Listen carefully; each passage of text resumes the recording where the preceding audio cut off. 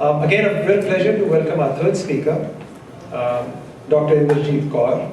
She's a research associate in the music department at UC Santa Cruz. But of course, we all know this is her second PhD.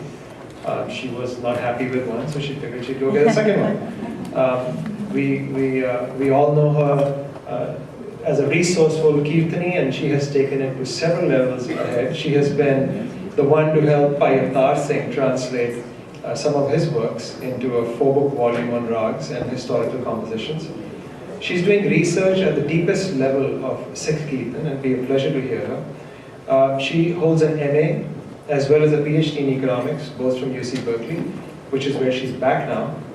And singing Shabad Kirtan is an absolute integral part of her life. It gives me great pleasure to welcome Dr. Inderjit N Kaur.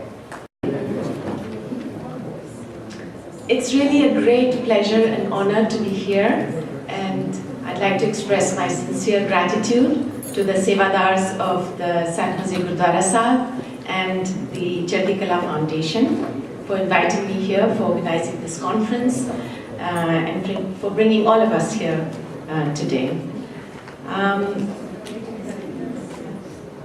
Since I'm going to be talking a little bit about Vichar, I wanted to point to this conference as Vichar. The importance of Vichar in Guru Granth Sahib is something that time and again comes up in many Shabads, and I will actually be referring to even Kirtan as Vichar. But just a little caveat about my topic. I will not be able to go as much in detail on the music as I wanted to due to time constraint. So that's a project that will be in progress. So, and thank you to Chair Jagjot Singh for the introduction. The main point I want to make in this presentation is that Gurbani is a guide, not just to an ethical individual life, but a guide to social action, to social and public policy, to political choices, and the making of an ethical society. Gurbani offers an analysis of social ills and provides tools for social improvement. Within Gurbani are pointers to individuals to how they can and should participate actively and substantially in shaping an ethical society. I make this point today using the example of the particular social ill of extreme economic inequality, which is today an acute global as well as local problem here in the Silicon Valley. I also include the terminology of song by way of a reminder that Gurbani was not merely penned down as private philosophical activity, but originated as songs with music addressed to society. Music was the medium of vichar and conversation about social issues. Thus, Gurbani began as social action. In fact, Guru Nanak's songs directly critiqued the socio-economic inequalities of the time, explaining both the reasons for the problem and solutions to it. In this presentation, I outline a theory of social action based on the songs, the sacred songs of Guru Granth Sahib. I offer an expanded interpretation of the 3 pillars of Naam Japo, Kirt Karo, Van Chako. This expanded interpretation includes music as a tool for social action. With this introduction, let me begin with the PowerPoint presentation. So once again, the main points of my presentation here are that in the sacred songs of Guru Granth Sahib, there is a Sikh theory, not only of ethical individual living, but of ethical societal structure and political views.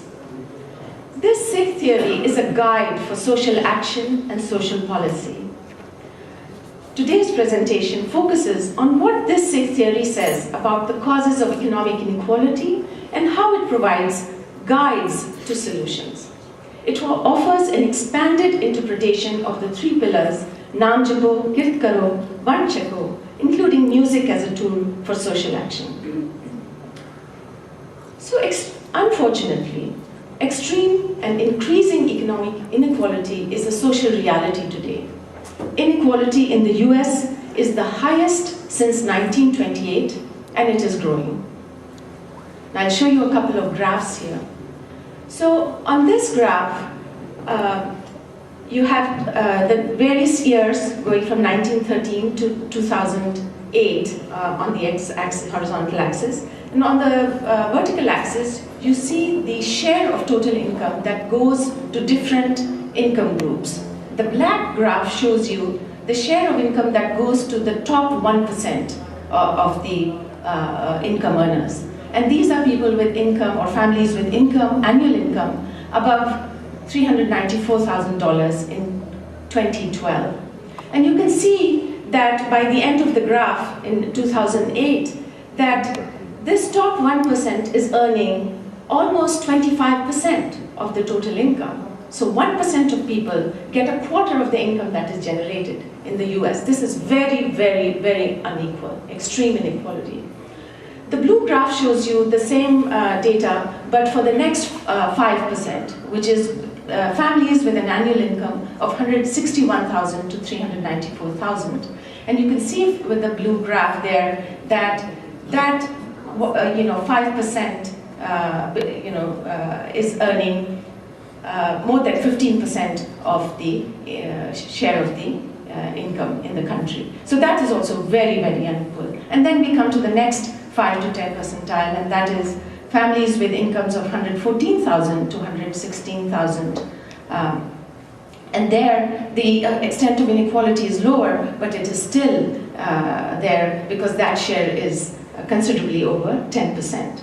And if we combine all these three and look at the share of the top 10% in the income, we see that this top 10% earn more than half the income in the country. And so this is overall a picture of great inequality. You can see also in the graph how from 1942 you see the steep and steady increase in the share of the income of the top 10%.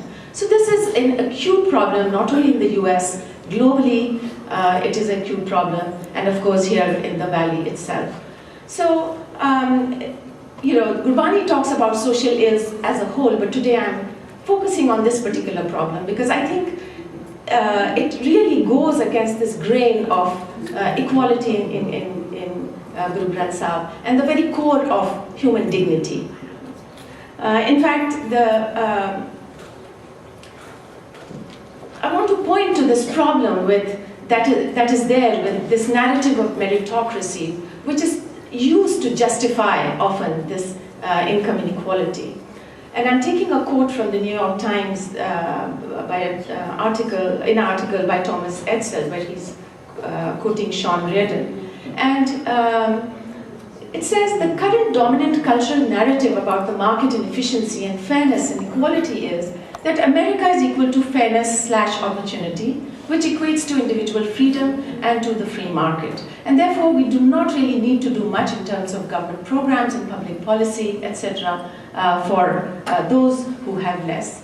Now, there is a fundamental problem with this argument, and which I have there in the second bullet point, which is that it completely misses the issue of gross inequality of opportunity. There is no way that two children who are born in these different percentiles of the top 1% or 10% and somebody in the bottom 1 or 10% these two will never have the same opportunity. And unless we address that issue, unless we recognize the basic human right of all those children and all those people in the lower percentiles, I think Gurbani is not speaking to us. And Gurbani speaks to us when we listen to the message and translate it into social action. That's the point I'm trying to make today. There's something even worse that's happening. And here is a quote from Nobel laureate Paul Krugman, again from the New York Times, just from this month. And it points to the fact that as inequality is increasing, empathy is decreasing. Right? And he writes, on average, widening inequality seems to be reducing, not increasing empathy, as the life experiences of the affluent diverge from those of ordinary workers to such an extent that the upper class no longer sees members of the working class as people like themselves. We have just forget even to relate to those people who are in the lower income classes. And this again, this is totally against what Gurbani says, because Gurbani emphasizes human dignity and human equality. जो अंतर सो बाहर देखो, अवर न दूजा कोई जियो, गुरमुख एक दृष्ट कर देखो, कट कट जोत समोई जियो.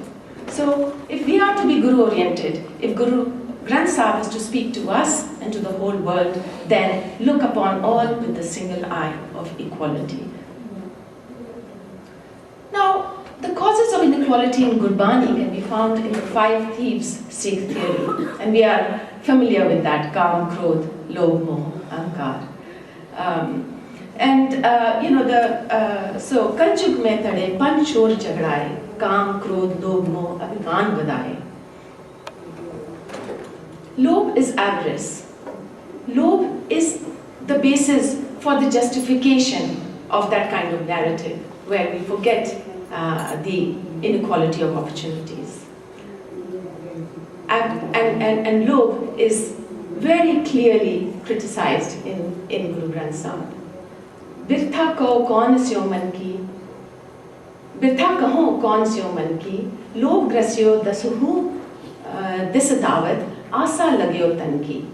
When there is the asa for tan, then what else can speak to that person? The lobh often comes with ahankar, with arrogance. Trishna agan jale sansara, lobh abhiman bahut ahankara. Moh is another thing which leads to that mindset where there is that justification for this pursuit of wealth. Trishna maya mohni, sut bandab karnar, tan joban jag thagya, lab lobh ahankar, moh thagoli ho mui, savarte sansar. The drug of emotional attachment has destroyed me as it has destroyed the whole world. So this 5 thieves Sikh theory relates to contemporary social and economic theories of the social problems from economic inequality. What are these social problems? The first one is conspicuous consumption. It is things like arrogance that leads to conspicuous consumption, to consumption that exhibits the wealth. So not only is there the need to gather wealth, but there is the need to exhibit that wealth, and there is a purpose to that exhibition because it leads to further enhancement of that position of wealth. So conspicuous consumption is really harmful to society because it has a demonstration effect. And that demonstration effect is what we usually call the pressure to live up to the Joneses kind of thing. And it leads to aspirational consumption. Consumption, so-and-so has this, and I must too. It leads to what is called trickle-down consumption. And there's been this trope of trickle-down growth, but that's not what we are seeing. Instead, what is being seen by social scientists is this trickle-down consumption, this pressure to consume, and leading to unaffordable consumption, expenditure cascades, debt, and crime. And unfortunately, ideas don't climb up, and that's where arrogance comes. There are good ideas of how to address this, but yes, those in power, those who are up there, don't like those ideas or don't accept those ideas or don't put it into action through public policy. So Sikh theory points to solution, and by Sikh theory I really mean whatever Gurbani tells us, what's in the sacred songs of Gurbani. It points to solutions by disincentivizing excessive wealth and by incentivizing ethical values. There's a beautiful shabad in the Sukhmani to disincentivize excessive wealth. Mithya tandhan kutum sabaya, false are body, wealth, and all relations. Mithya home mamta maya, false are ego, possessiveness, and maya.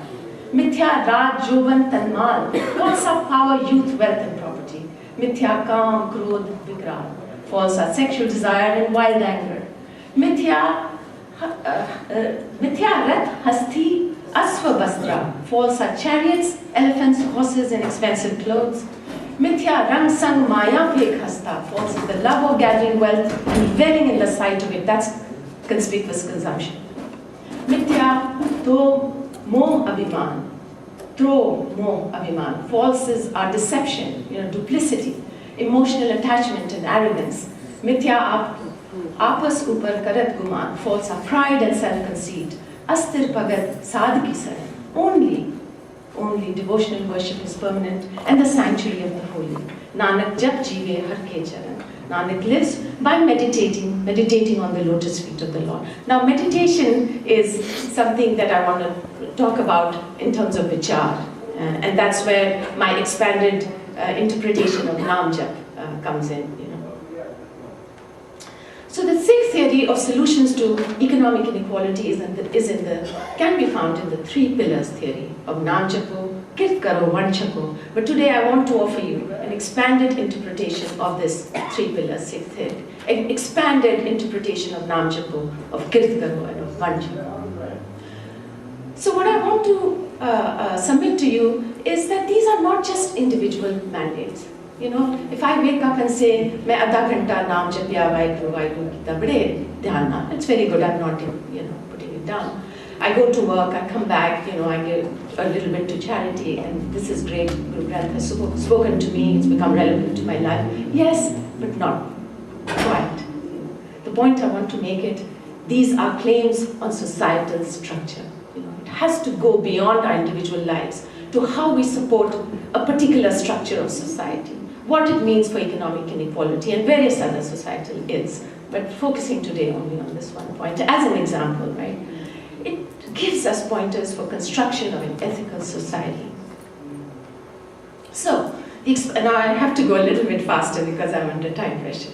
The expanded interpretation of the first pillar, Naam Japo, to me, Naam Japo means vichar, contemplation on divine attributes, on Gurbani and its ethics, Naam, to expand Naam, to truth, contentment, daya, santokh, all that, instead of saying, Vaheguru, maybe for 10 minutes I said such, maybe I would be more truthful that day.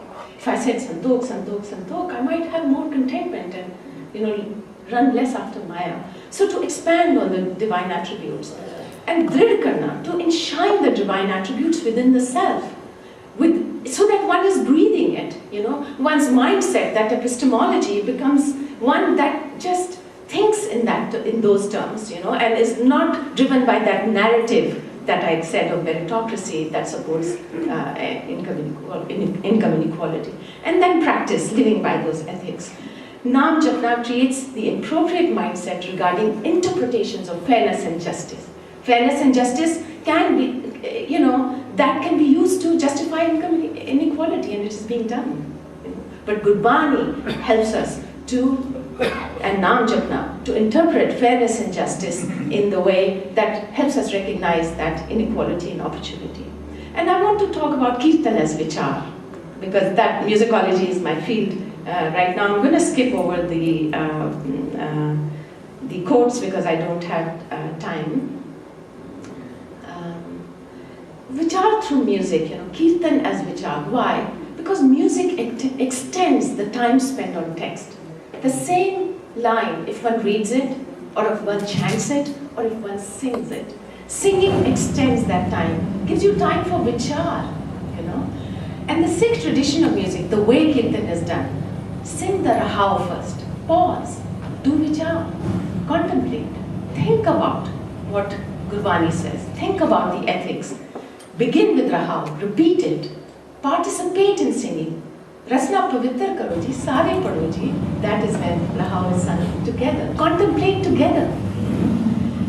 The verses, when are sung, the verses expand on Rahau. They are sung in sequence for meaningful vichar. It's all building on vichar. The instrumentation, repeat the melody of the text. Do more vichar. And I could do a whole talk on this, on how to play instrumentation, where to take the instrumentation or where to limit it so that it becomes vichar of the text. But let me go on to an expanded interpretation of the second pillar, Kirt Karo. I want to remind that here, it's not just go and do an honest living. There is a responsibility here to earn an honest living, and I also would like to focus on that honest, what all it means. just point to it rather, not speak, expand on it here because of the time constraint. There is a responsibility to allow and enable others to earn an honest living. You know, that's what I read into it. And that's what matters for income inequality. Ideas and the idea of honest living as a universal human right. मैं भी कृत करना है, दूजे ने भी करन देना है, ते दूजे नु करन, you know, encourage भी नहीं, enable करना है, even if it means that my income is a little lower, even if it means that my family has to pay more taxes, you know. So I'm really making a connection with public policy and with political choices. Who are we to elect? Who is to represent us? You know, whose tax policies, whose public programs? This is the Universal Declaration of Human Rights. Everyone has the right to work, and I urge you to read that again, due to shortage of time here. Lovely, beautiful, time up, lovely, beautiful shabads of Kit Karo. And I just want to offer you, please give me 30 seconds, this expanded interpretation of the third pillar, which is Van Chako. It is going beyond simple charity. For me, it's going beyond this idea of this one. It is, first of all, a mindset of contentment, compassion, and equality, really recognizing that the person there in the bottom 10% deserves to have the same that I do. You know, it is a pointer to substantial public policy, such as progressive taxation and programs for job creation. So it really, Gurbani tells us what political choices to make. You know, it does.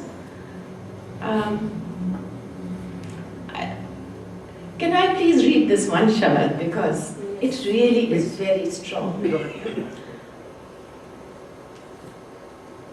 Mat hodi hoi eana, if you are wise, be simple. Taan honde koi na taan, if you are powerful, be weak. An honde aap vadai. When there is nothing to share, then share with others. What does it mean? If you have, then how much should you share?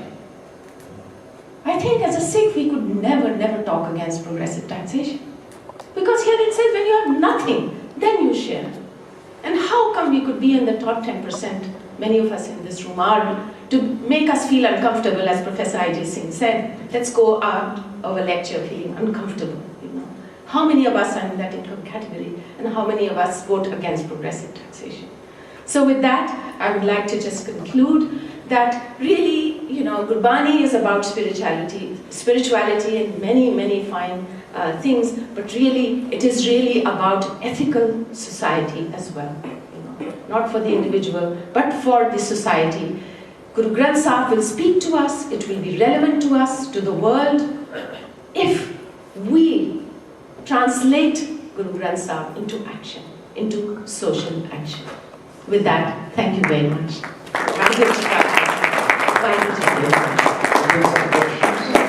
So, if you have any questions, please bring them up. The first question for you is, what call to action do you have for the Sangat members to even start to change these economic structures based on inequality?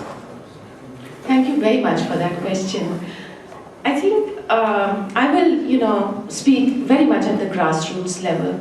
One of the I think things that is really important and very dear to my heart as well is to address this issue of equality of opportunity. You know, in this Sangat, in this Gurdwara, you know, how can we create programs that address that inequality of opportunity?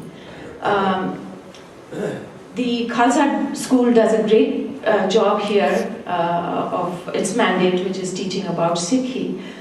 But I think those kind of things could be expanded. I was listening to a program on NPR, and it said that during the summer vacations, children forget a lot of what they've learned in school during the school year.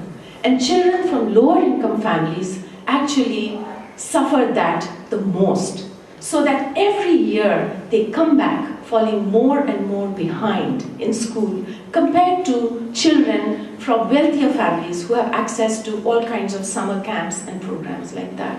So my first urge would be, and I have the administrators of Khalsa school here who are already doing so much, who could add to their list of things, but I think summer programs that address this issue of education an opportunity for the children, that would be one place to start. And there could be so many programs, but I just put that out to you. Changing direction a little bit. Talk a little bit about the role of instrumentation in Naam Japo. I'll admit the question comes from me. Yes, as you read it, I could feel it.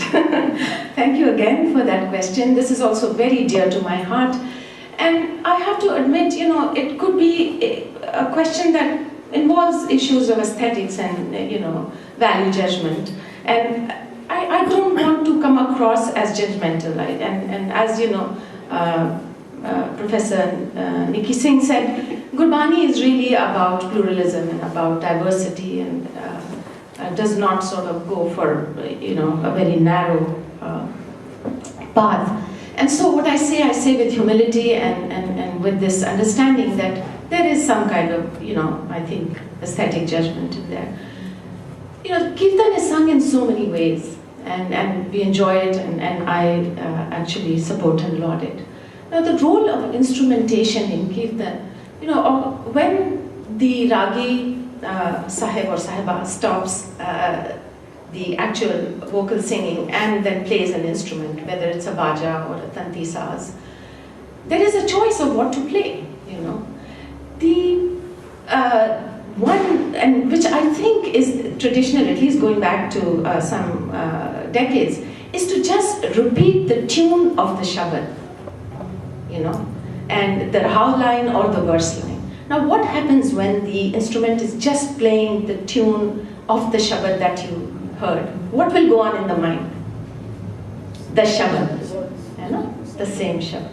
Now look at the other alternative. It launches off into, different things. That's very enjoyable. Often there are little riffs from this Geet or that Bollywood dhun or this and that. They're beautiful. I love those tunes. They are really very beautiful, very accomplished composers have go. But where does the mind go? Or sometimes then it is not repeating the Shabad. So Kirtan stops being Namjap. Kirtan stops being Vichar. So it's a fine thing, I'm not saying that, this should stop, that only we should play, the melody and the instrumentation. But it's just a thought to put out there, maybe to limit the extent, or maybe to think about what kind of riffs are in there, the melodic little parts. So that was a couple of others. Quickly, are the Sikhs supposed to be leftists? Yes.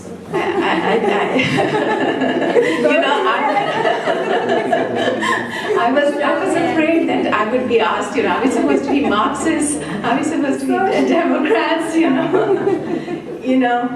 I would say that Sikhs are supposed to do vichar and think about it, and then what seems true to you, you be that. I'll let you take one of these two. Pick one.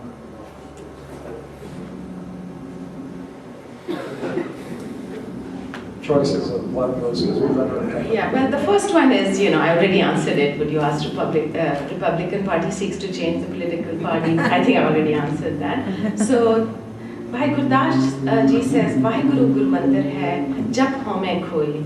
There is stress on the word Vaheguru. How would you explain choosing another word other than Vaheguru? Thank you for this question very much. Because those words expand on Vaheguru. They are substitutes. Right? Truth, Sat Nam, is another word for Vaheguru, right? So truth is another word for Vaheguru. For me, Vaheguru is a set of divine attributes. These are all the attributes that are timeless. That's why Vaheguru is timeless, because these are attributes and ethical values that are timeless. And so to me, Santokh is Vaheguru. To be Vaheguru-like, I have to imbibe these. And I think it is valuable to use these substitutes. And what is the mantra? Vaheguru Gur Mantra. The mantra is all those attributes, I think. How else does it become a mantra? I could go on about issues of, what is a word? What does it signify? It signifies what it means to us. It signifies what it brings in our minds.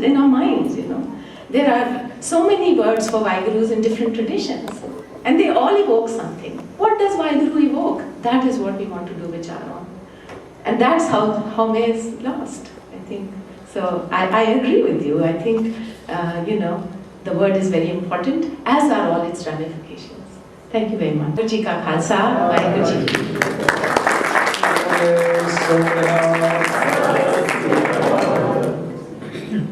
With that, we're at the end of session 1. I'm going to turn it back to Vrinder Parviji.